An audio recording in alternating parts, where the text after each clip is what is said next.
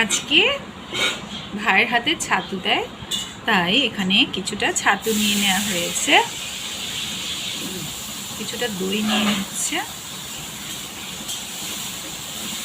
কেউ চাইলে মিষ্টি দইও নিতে পারেন, আবার কেউ চাইলে টক দইও নিতে পারেন। আমরা মিষ্টি দইটাই নিয়েছি।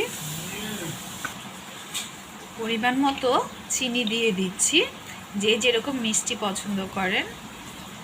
এগুলো সবগুলো এখন মাখানো হবে। কেউ চাইলে একটু জলও দিতে পারেন। এগুলোকে ভালো করে মাখাতে হবে, কারণ জলটা একটু বেশি না দিলে আপনার ছাতুটা ফুলবে কিন্তু একটু। আবার কেউ চাইলে শক্ত শক্ত খেতে চাইলেও খেতে পারে। এটা আমরা ভাইকে দেবো, ভাই মুড়ি দিয়ে খাবে। ভাইকে মুড়ি দিয়ে ছাতু দেওয়া হলো। আপনারা বাড়িতে তৈরি করে এরকম করে খাবেন, নিজেও খেতে পারেন।